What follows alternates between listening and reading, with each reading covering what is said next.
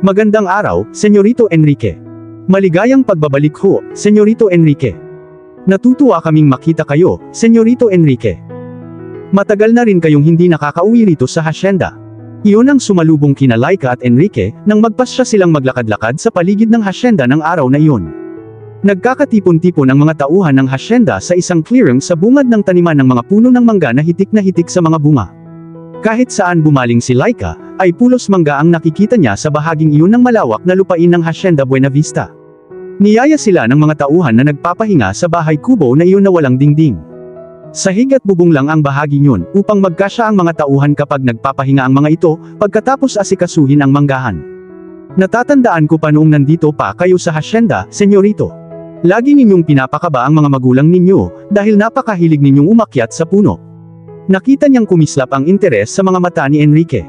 He obviously wanted to remember his childhood. Talaga, Mang Bosyo, sabad niya sa usapan. Parang nakikinikinita ko na nga itong amo ninyo na parang unggoy na nagpapalipat-lipat sa mga puno ng mangga rito. Hindi unggoy, natatawang wika ni Jose. Siya raw si Tarzan noon. Aba, sosyal ka pala, Enrique, baling niya sa binata sa kanyang tabi. Talagang kailangang ikaw si Tarzan. Hindi ka na nakontento sa pagiging unggoy, ha? Mas macho si Tarzan sa unggoy, sagot nito. Natural, si Tarzan ang pipiliin ko. Sabi ko nga, inilapit niya ang mukha rito at bumulong. Nagbibriefs ka rin ba dati? Inilapit din ito ang mukha sa kanya. Anong palagay mo sa akin, Chip? Nagpiesta ang puso niya sa paglalapit ng kanilang mga mukha. Bumilis ang pintig ng puso niya. Darn the man for being annoyingly sweet. Kahit na nga madalas ay pinaiinit nito ang ulo niya, dahil sa palagiang pagpapakita nito ng pagiging antipatiko nito. A typical attitude of a pampered rich kid. Pero kaagad din naman itong natabunan ang pagkaasar niya rito, dahil talaga nga namang napaka-sweet nito. Katulad na lang ng umagang iyon. Hinintay siya nito ng kung ilang oras para lang isabay siyang kumain. Pagkatapos ay todo asikaso rin ito sa kanya, habang kumakain sila. I really don't like the feeling of not knowing anyone around me. Kaya hindi ako mapakali hanggat hindi kita nakikita. Sinong babae ang nasa matinong pag-iisip ang hindi magugulumihanan sa lalaking ito? What a complicated man. He was tough and crude, and yet sweet and a gentleman. Natatandaan mo pa ba, Senyorito, noong sumakay ka sa kalabaw at ginawa mong pangarera iyon, nang magpiesta sa bayan? Galit na galit sa iyo ang caretaker ng mga alagang hayop dito, dahil lagi mong itinatakas ang mga alaga niya. Pero nang mag-uwi ka ng medalya at isang bote ng syoktong nang manalo ka, si Mang Julio pa mismo ang pumili sa mga alaga niya nang magagamit mong pangarera ulit. Oo, natatandaan ko nga yan, singit ng isa sa mga tao roon. Noong natalo ka naman, nakita namin kayo ni Mang Julio na nag-iiyakan sa ilog. Yuck, Enrique, wika niya, umiiyak ka nang dahil lang doon. Nilingon siya ng binata, may reklamo ka. Wala, ako na may nagbibigay lang ng opinyon, Brad. Tinapik-tapik niya ang malapad na balikat nito. Peace tayo. Kung meron nga lang contest noon sa pinakamaraming naipangsugal na alagang hayop, baka nanalo pa si Senyorito Enrique doon. Pati mga walang malay na goldfish sa aquarium sa mansyon, hindi pinatawad ni Senyorito, pagkukwento na naman ng isa pa sa mga tauhan. May makakalaban naman kaya si Enrique sa contest na iyon. Wala, sabay-sabay na nagtawanan pa ang mga ito. Ngingiti-ngiti lang ang binata. Noong past life ko siguro, isa akong slot machine sa casino. Walang kasino sa probinsyang tulad nito, aniya. Kaya siguro, noong past life mo ay isa kang baraha sa saklaan. Nakakunot noong binalingan siya nito. Sa mga lamayan. Dinugtungan pa talaga, anito. Cool iyon. Ewan ko sa'yo. Muling nagtawanan ang mga tao roon, ilang sandali pa ay nakikitawa na rin sila sa biruan ng mga ito. Pero madalas ay ang isa't isa ang pinagtitripan nila na nakakaani ng mas marami at mas malakas na tawanan. Malakas din kasing mangasar si Enrique. Hindi na talaga nawala ang ugali nito na ayaw magpatalo. Ang ipinagkaiba lang ng mga sandaling iyon, he was funnier. Kapag bumalik na ang mga alaala nito, magiging ganito pa rin kaya ito. Base sa nakita niyang ugali nito nang magkita sila sa airport, mukhang malayong mangyari iyon. And would he still show me the same affection he's showing me now? Would I still own his smile, his warm gaze, his attention? Senyorito, gusto ho ba ninyo ng mangga? Ikukuha namin kayo. Walang kasing sarap ang mga mangga na inani sa hasyenda na ito. Siguradong hindi na uli ninyo ito natikman mula nang mag-aral kayo sa Amerika. Hindi kasi nakakarating sa bansang iyon ang mga manggang nanggaling dito. Bakit naman? Hanggang sa bayan lang nakakarating ang mga manggang ito. Kung magkakaroon lang sana ng mas malaking market ang mga mangga rito, siguradong magiging #1 producer ng manga ang Hacienda Buenavista. Napakunot ang noo ni Enrique, at saglit na natigilan.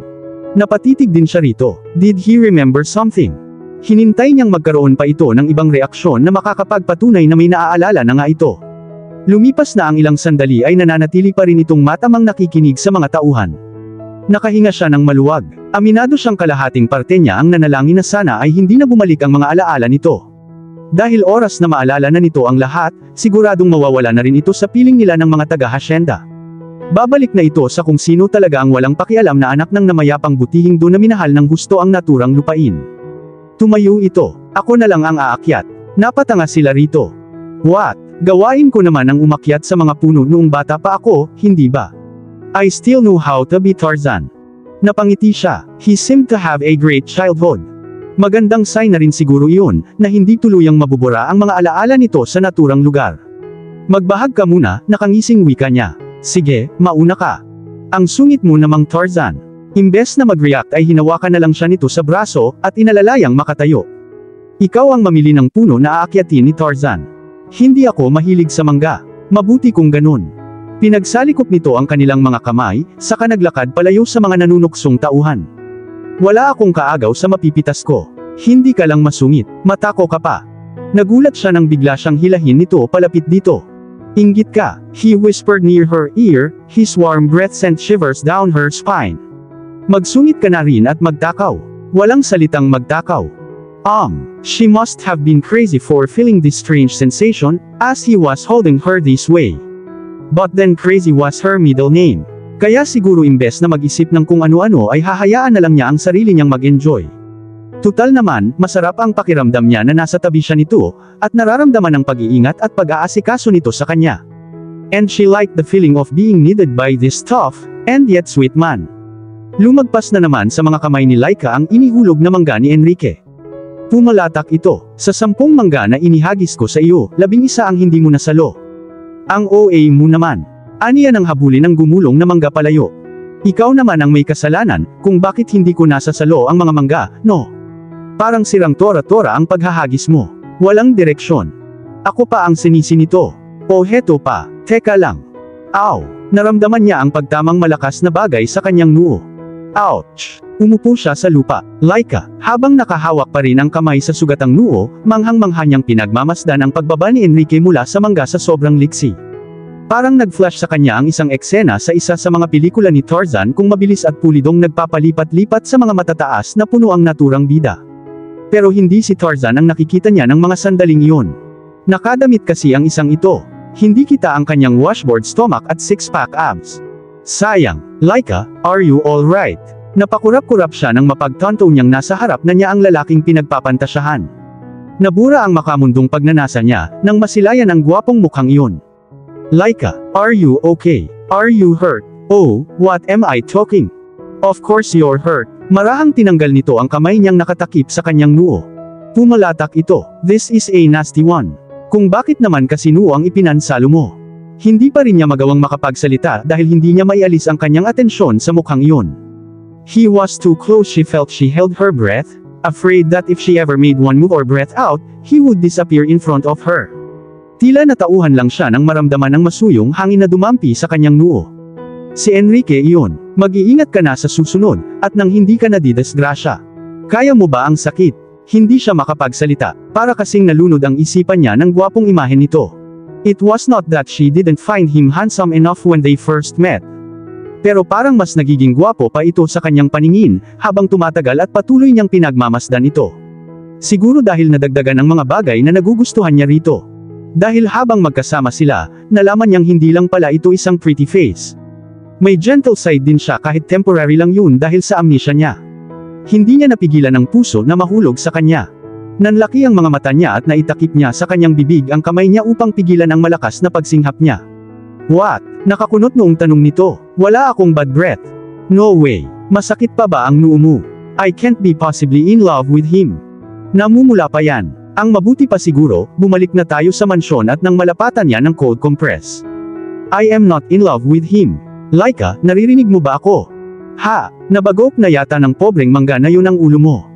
Isang beses pa siyang impit na napasinghap ng kumilos si Enrique dahil masyadong napalapit ang mukha nito sa kanya. Inakala niyang hahalikan siya nito, kaya napapikit siya ng mariin. Anak ng Teteng, bahala na kung ano ang susunod na kabanata ng buhay niya ng mga sandaling iyon. Kapag hinalikan siya nito ay panalo. Dahil kahit anong tanggi niya sa kanyang sarili, naging mas malinaw pa ang bagong tuklas na damdamin niya. She really had fallen for him. Na hindi rin naman niya kasalanan dahil may mga bagay na ginagawa at sinasabi ito na talaga namang nagpapasuko ng husto sa puso niya. Laika, sagot niya nang hindi pa rin nagmumulat ng kanyang mga mata. Get up, noon lang siya natauhan. But when she finally opened her eyes, she saw Enrique's face descending towards hers. Napapikit na naman siya ng mariin, at hinintay ang paglalapat ng kanilang mga labi. Pero imbes na ang malalambot at maiinit na labi ni Enrique ang maramdaman niya, napansin na lang niya ang pag-angat ng katawan niya sa lupa. Nagulat pa siya nang sa pagdilat niya ay nalaman niyang pangko na pala siya nito. Hey, anong ginagawa mo? Ibaba mo ako, ang bagal mong kumilos. Hinihimatay ka dahil lagi kang napapapikit, kaya binuhat na kita. Huwag kang magulo riyan, at medyo mabigat ka. Hindi ako mabigat.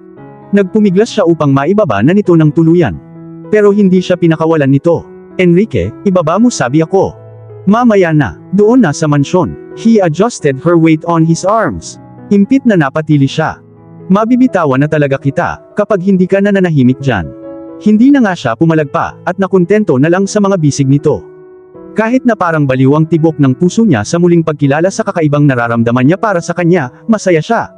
Isang kaligayahang hindi niya naranasan simula nang maging ulila siya.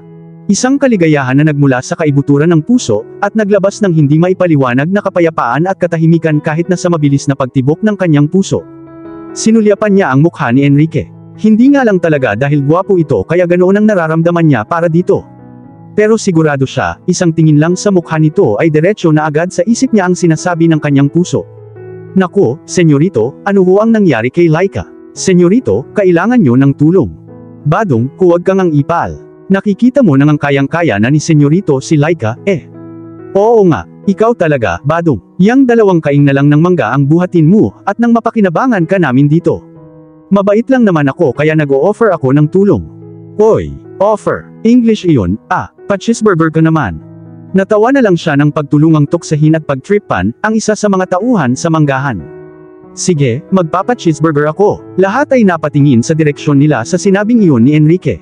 What? Tinapik niya ito sa balikat. Joke iyon. Alin doon? Narinig niyang impit na nagtawanan ang mga tauhan na naroon. Napaka-inosente ng tanong nito pati na ang ekspresyon sa gwapong mukha nito, kaya hindi na rin niya nagawang mapigilan ang matawa. Ano naman kaya ang nakakatawa sa pag-o-offer ng cheeseburger? Sambit nito, halata ang pagtatampo sa boses. Oo nga, senyorito, mabilis na sang-ayon ni Badong.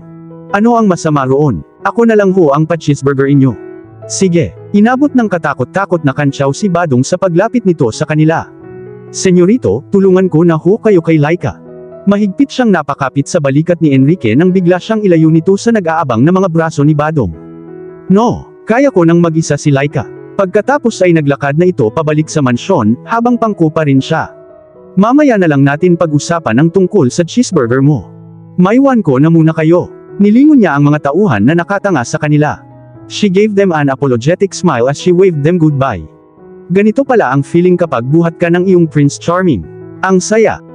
At hindi na niya alam kung paano pipigilan ang puso niya na huwag masyadong mahulog dito. Kung sa bagay, kahit naman pigilan niya ang kanyang sarili, magpapapigil ba naman kaya siya? Hindi po, sagot ng isip niyang nakipagkasundo na sa kanyang puso. At dito na po, nagtatapos ang part 5 ng ating kwento. Sabay-sabay po nating abangan ang susunod na kabanata. Maraming salamat po. God bless and ingat po tayong lahat.